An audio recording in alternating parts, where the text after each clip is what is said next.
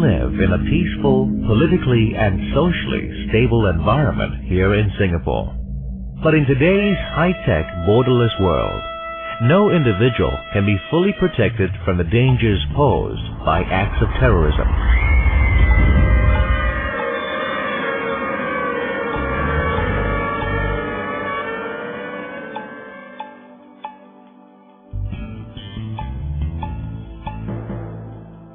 Much has been done to make Singapore a hard target for terrorists, but our safety and security agencies cannot be everywhere, every time. We need to help ourselves and our loved ones by always being prepared for emergencies caused by acts of terrorism. And these threats can come in many destructive forms: chemical, biological, or radiological.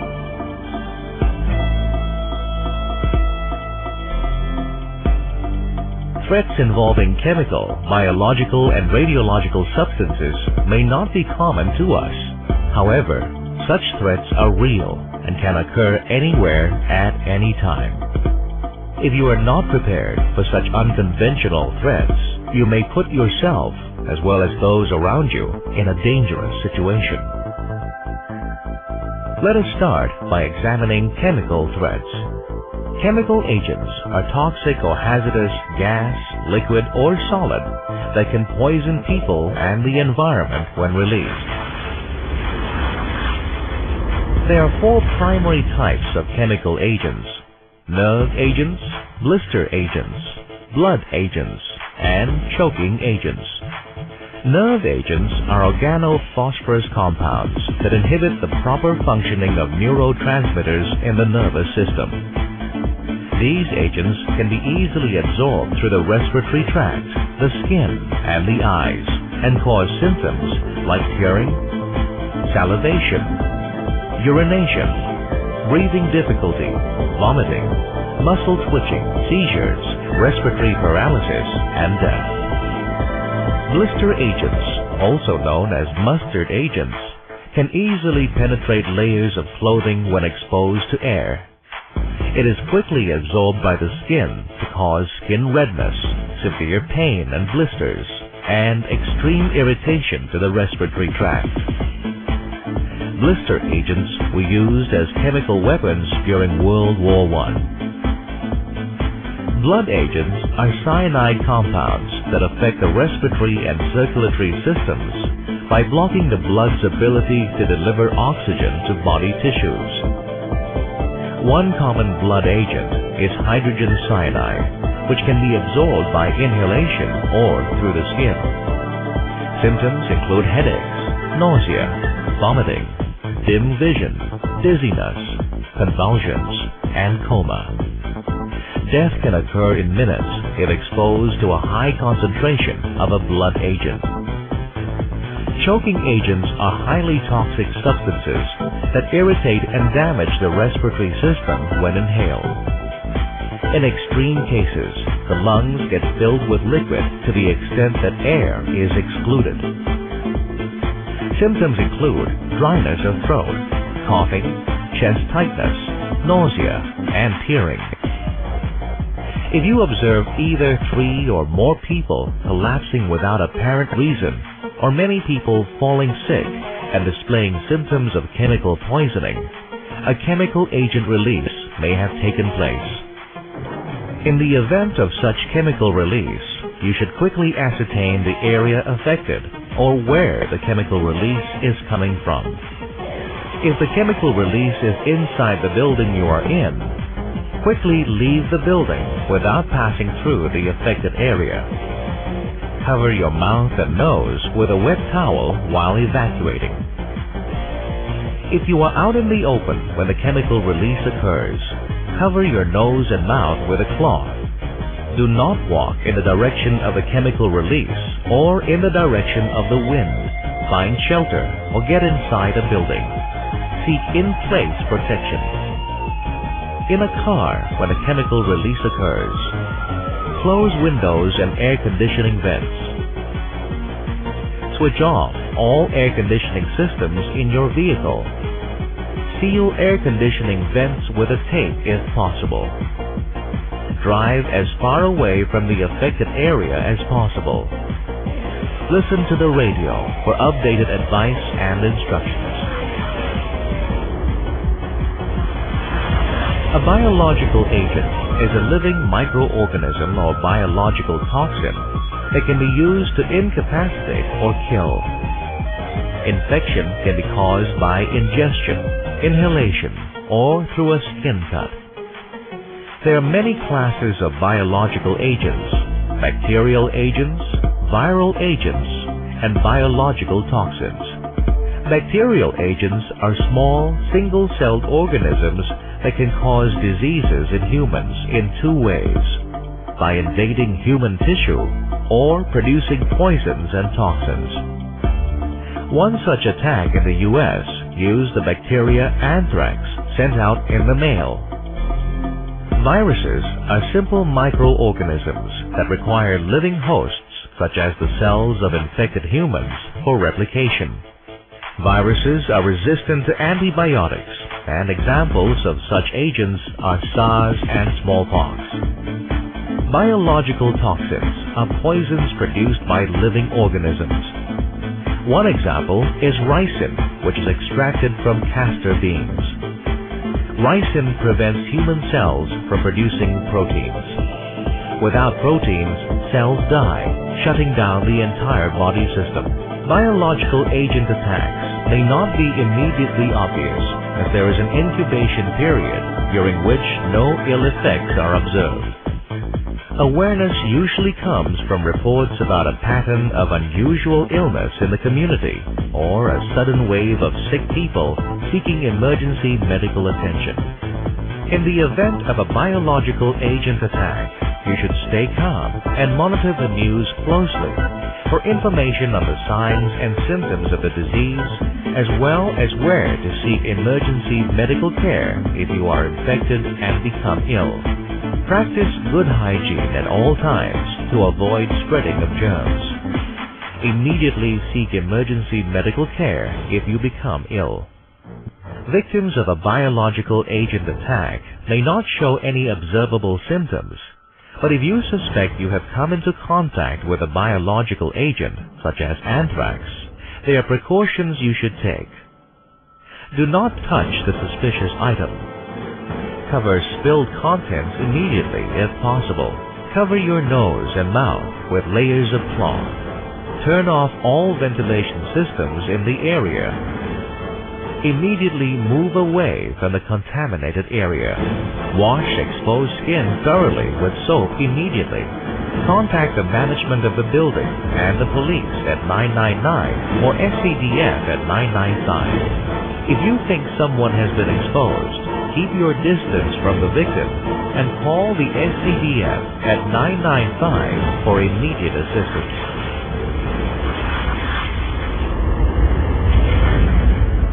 Dirty bombs are conventional explosives spiked with radioactive material. They may be used to disperse harmful radiological material into the environment, causing radiological contamination over a wide area. Radiation damages the cells in your body. If a sufficient number of cells are killed, organs in the body will stop functioning. The victim will then show signs of radiation sickness that include nausea, vomiting, inflammation of exposed areas, and skin burns. Damaged cells that are not killed may develop into abnormal cells that exhibit rapid growth, commonly known as cancerous growth. The signs and symptoms of abnormal cell growth may not be apparent until many years later. If there is a radiation release near your building, check if your unit is damaged. If it is stable, remain in your unit, close all doors and windows, and turn off all ventilation systems. To limit the amount of radiation you are exposed to, you should seek shelter in buildings and other structures to shield you from radiation. If you think you may have been exposed to chemical, biological, or radiological agents, remove your clothes immediately if possible and seal them in a plastic bag. look for a water source and wash with a large amount of water and soap. Seek immediate medical attention if you feel ill. If you suspect someone is exposed, do not administer aid, as you may also be affected. Get away from the threat immediately and seek help from the SCDF. Let's look at a scene of a chemical agent release to see how lives can be saved and hazards minimized by carrying out proper emergency procedures.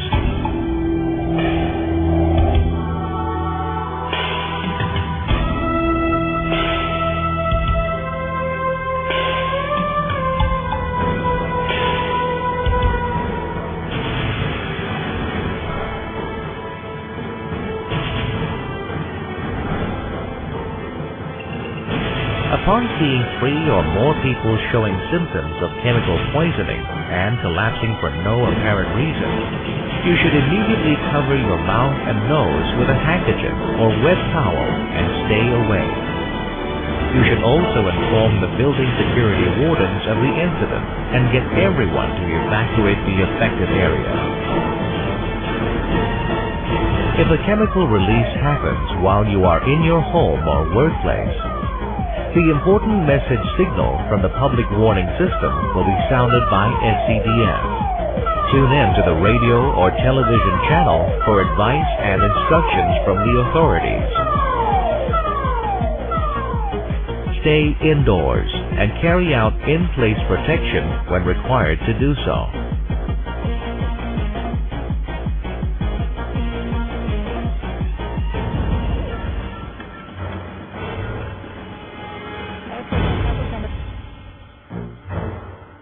When the SCDF receives an emergency call for a hazardous material or hazmat incident, it will immediately dispatch hazmat emergency vehicles to the scene to carry out mitigation and decontamination efforts.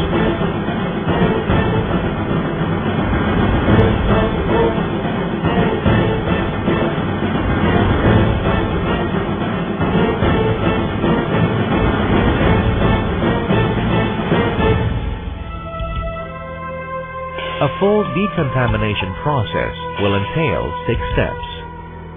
Step 1. Register and collect a personal effects bag. Write your NRIC number on the personal effects bag with a waterproof marker. Remove all your small valuables and put them into the bag before sealing it and handing it over to the SCDF personnel. Proceed to the shower area.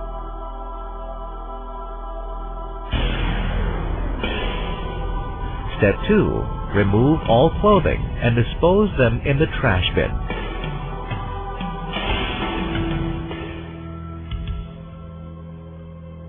Step 3. Use the sponge and soap provided to wash your hair first, followed by your entire body. Scrub your entire body thoroughly, concentrating on the armpits and groin area. Dispose the contaminated sponge into the trash bin. Shower thoroughly for 2 minutes to wash off the contaminated detergent. Step 4. Wipe your body dry with the towel provided. Dispose of the used towel in the trash bin. Step 5. To ensure the effectiveness of the decontamination procedure, stretch out your arms to form a T shape so rescuers can scan for any traces of contamination on the body. If you fail the check, you will be required to shower again. Step 6. Get dressed with the robe and footwear provided. Once dressed, you can proceed to rest in the temporary holding area. To learn more about unconventional threats and how you can keep yourself safe when such emergencies occur, you can refer to the latest edition of the Civil Defense Emergency Handbook for more emergency self-help advisories. The Civil Defense Emergency Handbook is a comprehensive reference manual which is available in all 4 languages. You can collect a copy of the handbook in your preferred language at any SCDF HQ, CD divisions, fire stations, fire posts, neighborhood police centers, and Home Team NS establishments. Animated versions of emergency preparedness advisories are also available on the SCDF webpage for you to pick up useful emergency knowledge. You can access the Learn Civil Defense program at www.scdf.gov.sg. To be trained and competent in emergency preparedness, you can attend the SCDF Community Emergency Preparedness Program, or CEPP. This program is a 5-module face-to-face instructional training available daily in our 4 SCDF public education centers for the public to pick up useful emergency knowledge and skills. Simply visit the SCDF website at www.scdf.gov.sg for more information on the CEPP and its registration procedures. You can minimize the adverse effects of any emergency by being prepared and ready. Remember, readiness is our only protection.